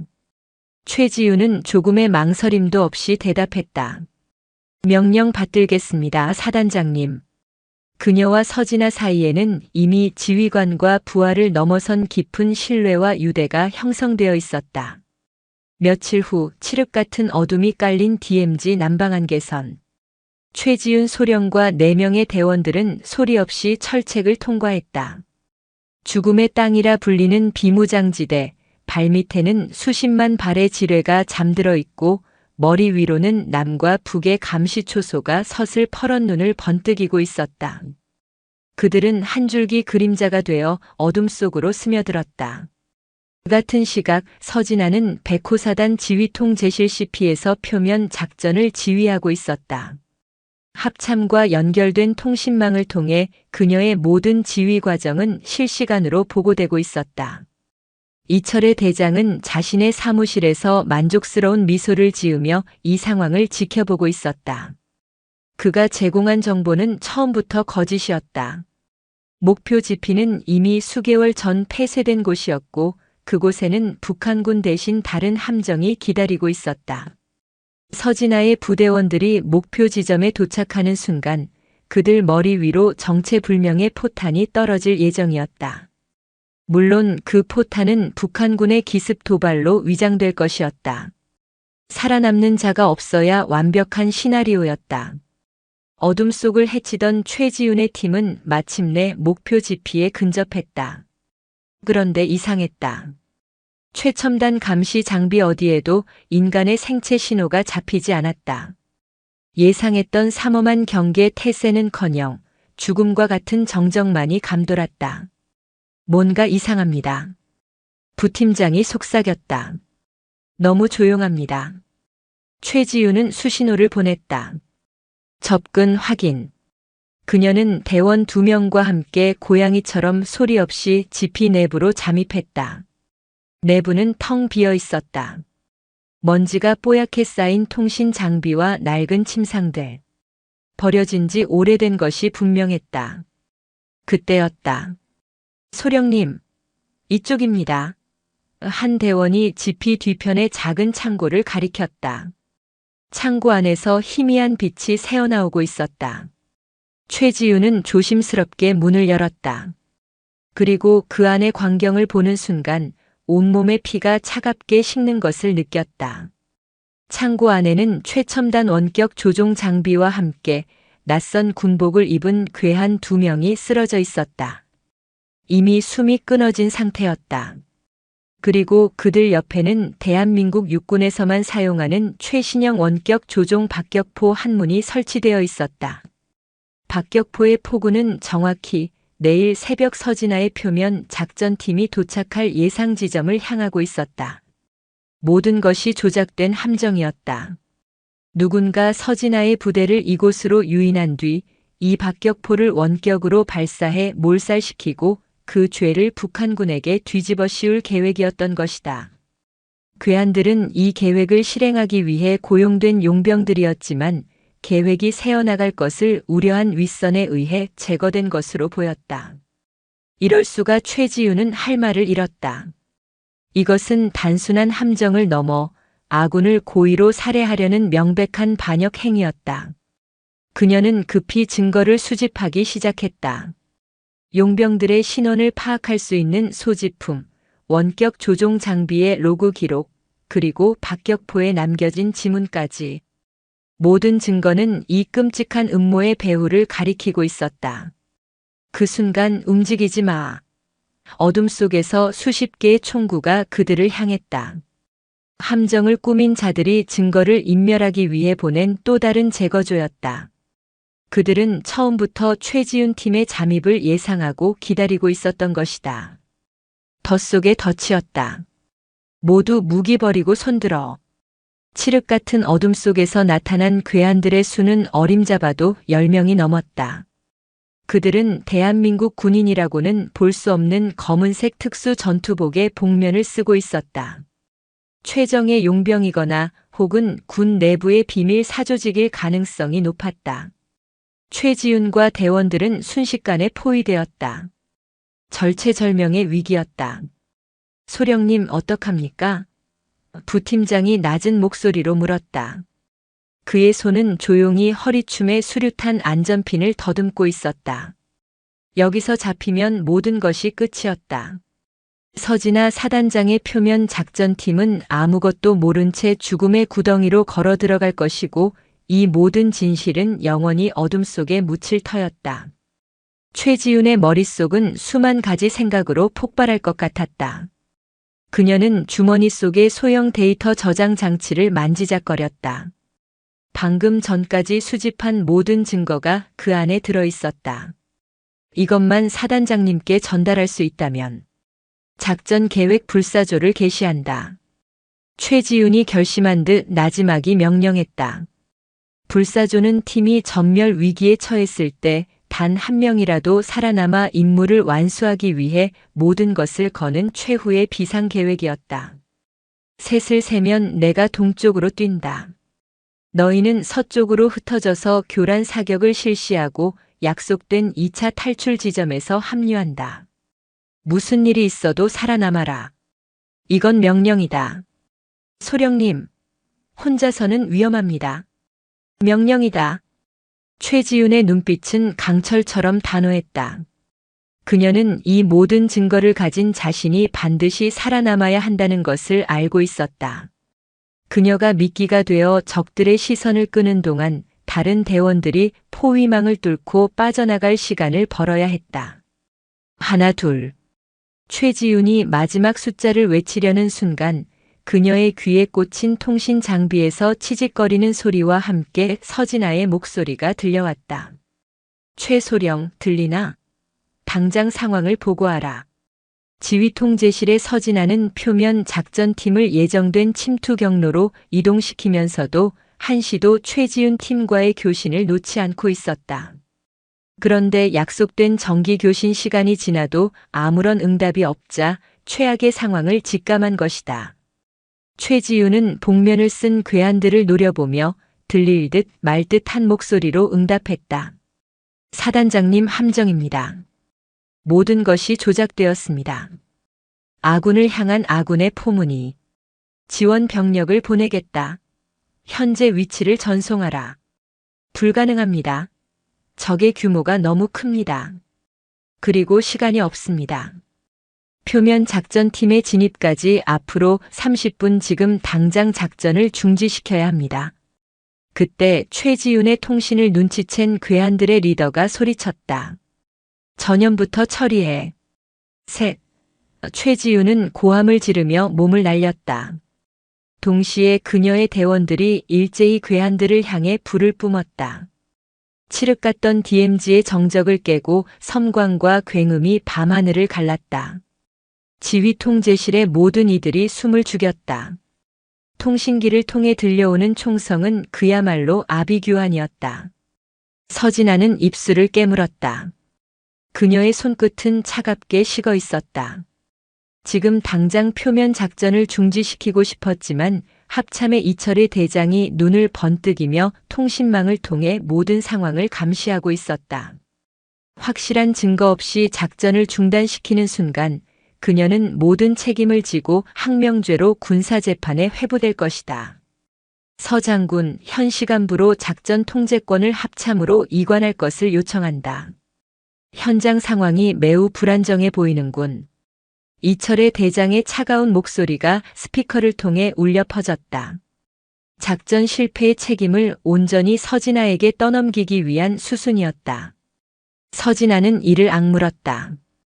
작전 통제권은 현장 지휘관에게 있습니다. 작전은 계획대로 진행됩니다.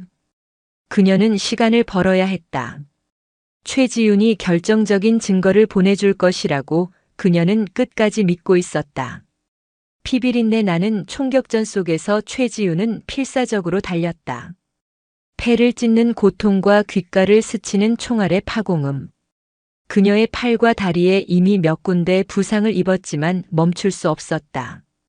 그녀는 데이터 저장 장치를 손에 꽉 쥔 채 소형 비상통신 장비를 꺼내 들었다. 이 장비는 단 한 번 짧은 데이터를 위성으로 전송할 수 있는 마지막 카드였다. 제발 제발. 그녀가 데이터 전송 버튼을 누르려는 순간 등 뒤에서 끔찍한 충격과 함께 몸이 허공으로 솟구쳤다.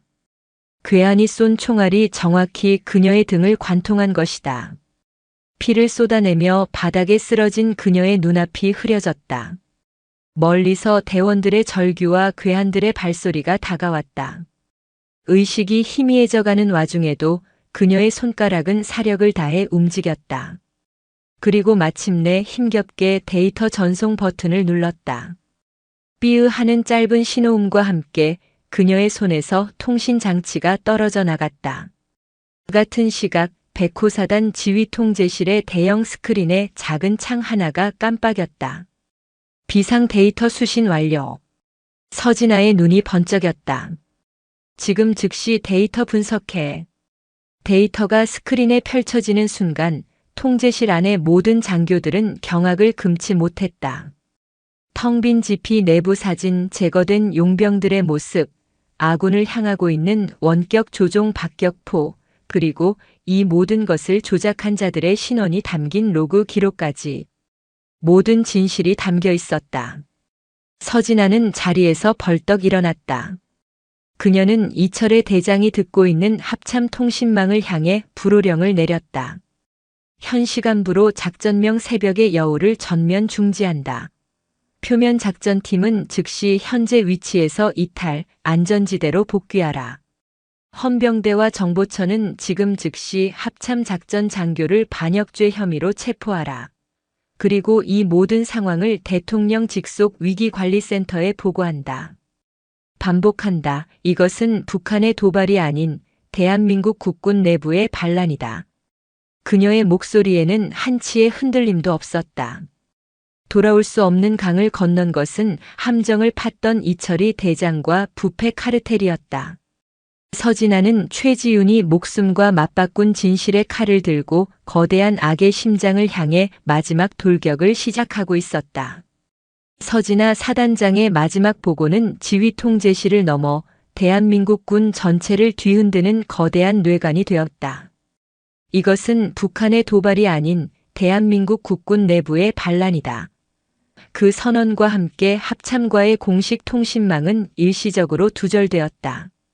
그녀가 직접 가동시킨 비상직통 라인을 통해 최지윤 소령이 목숨을 걸고 보낸 모든 증거 데이터가 청와대 국가위기관리센터 서버로 실시간 전송되고 있었다. 지휘통제실 안의 공기는 얼음처럼 얼어붙었다.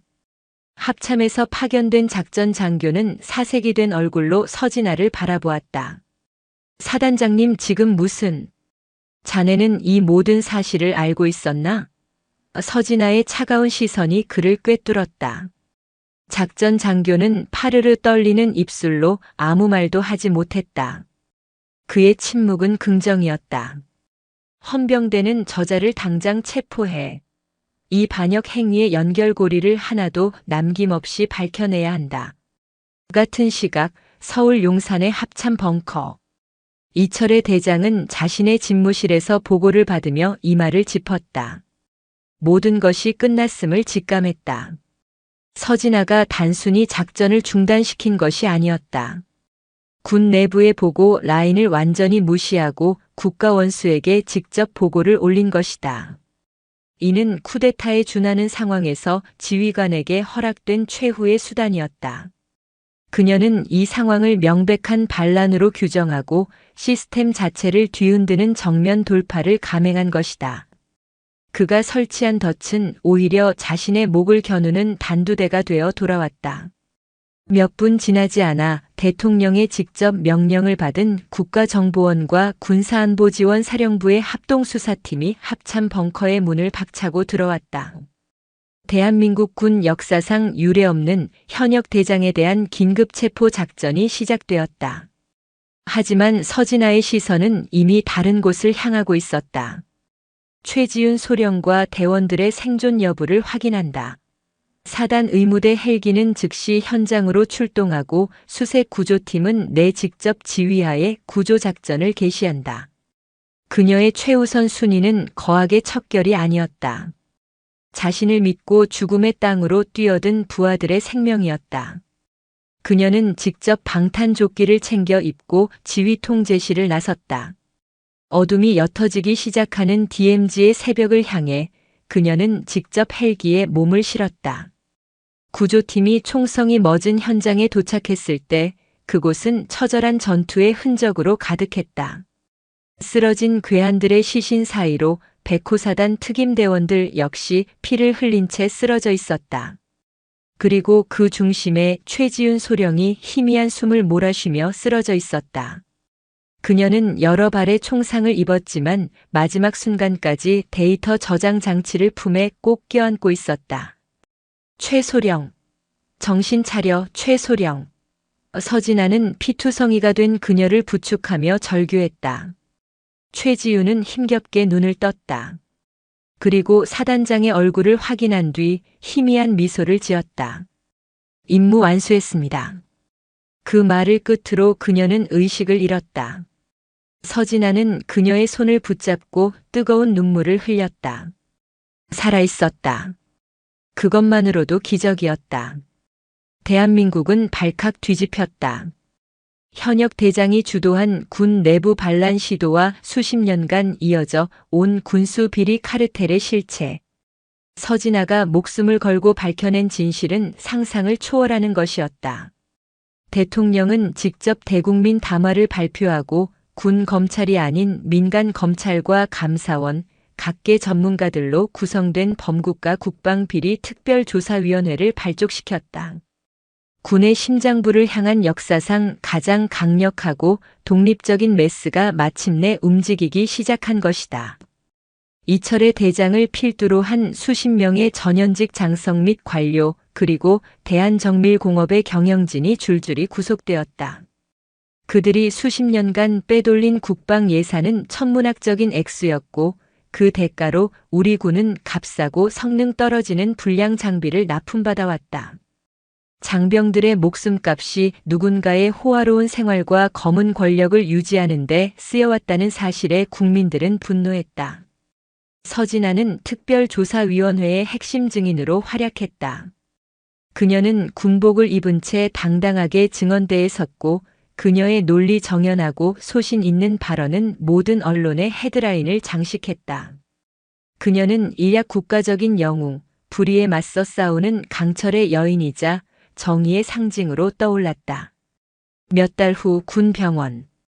기적적으로 목숨을 건진 최지우는 재활치료에 매진하고 있었다.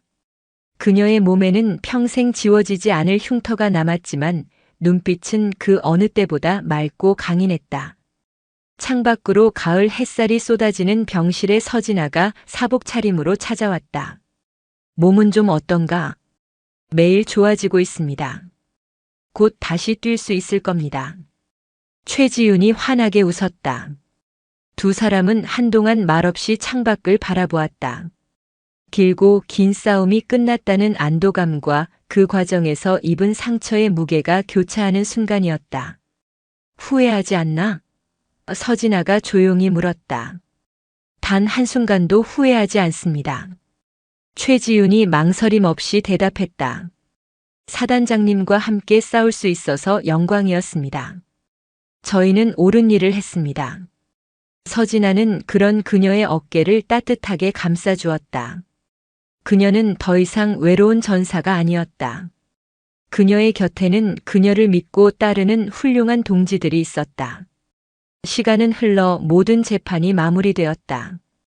이철의 전 대장은 내란죄와 이적죄가 적용되어 무기징역을 선고받았고 부패 카르텔에 연루된 모든 이들이 법의 엄정한 심판을 받았다. 그리고 국군교도소에 수감되어 있던 강태산 전 중령에게서 한 통의 편지가 서진아에게 도착했다. 그는 TV를 통해 모든 사건의 전말을 지켜보았다고 했다.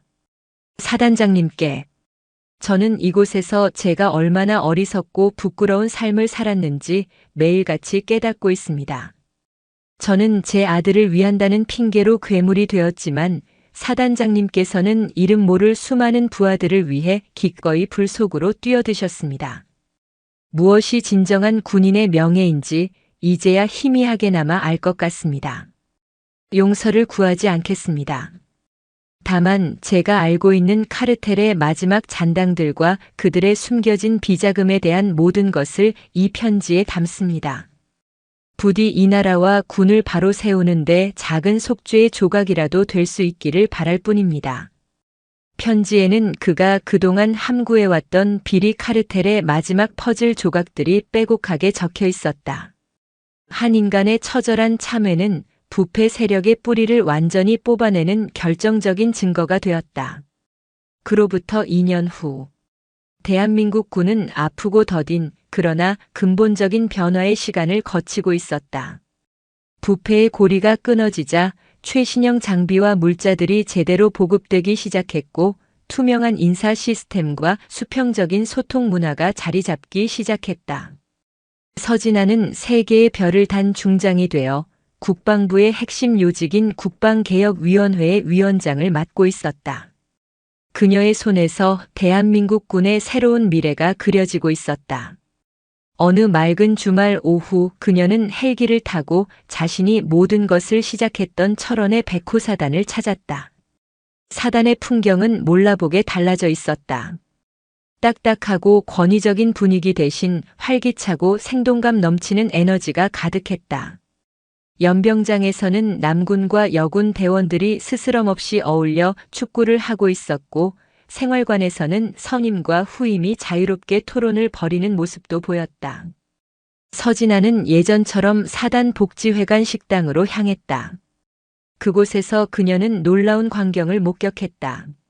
한때 여군들이 구석으로 내몰렸던 그곳은 이제 계급과 성별에 상관없이 모든 장병들이 함께 웃고 떠들며 식사를 즐기는 만남의 광장이 되어 있었다.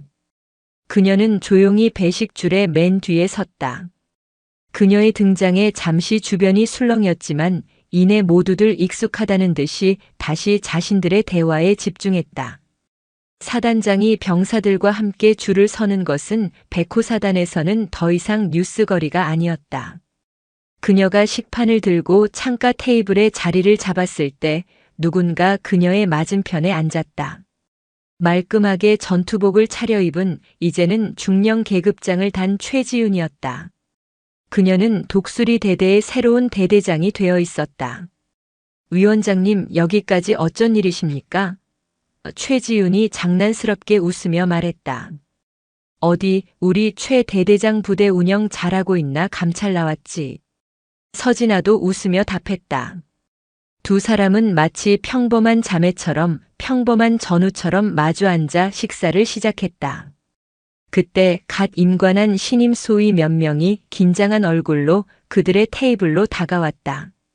저 위원장님, 함께 식사해도 괜찮으시겠습니까? 그걸 뭘 물어봐.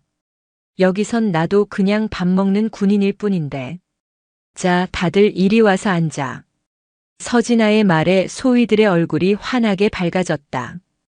순식간에 테이블은 젊은 장교들로 가득 찼다.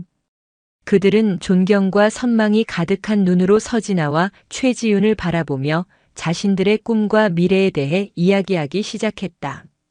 서진아는 그 모습을 흐뭇하게 바라보았다. 문득 몇 년 전 차가운 식당 바닥에 처참하게 짓밟혔던 밥알들이 떠올랐다. 그 절망의 순간에서 시작된 기나긴 싸움. 그 싸움의 끝에 그녀는 마침내 이토록 아름다운 풍경을 마주하게 되었다. 진정한 리더십이란 군림하는 권력이 아니라 기꺼이 자신을 낮추어 모두와 함께 식판을 마주하는 섬김이라는 것을 그녀는 온몸으로 증명해냈다. 군인의 진정한 명예는 빛나는 훈장이나 높은 계급이 아니라 바로 이 한 그릇의 따뜻한 밥처럼 모든 것을 함께 나누고 화합하는 진심의 무게 속에 있다는 것을. 창밖으로 쏟아지는 눈부신 햇살 아래 백호사단의 심장은, 나아가 대한민국 국군의 심장은 그 어느 때보다 힘차고 건강하게 뛰고 있었다. 그리고 그 중심에는 강철의 의지와 따뜻한 마음을 가진 전설적인 지휘관 서진아가 있었다. 그녀가 다시 세운 군의 전설은 이제 막 새로운 새벽의 장을 넘기고 있었다. 영상이 유익하셨다면 구독과 좋아요, 댓글까지 부탁드리겠습니다.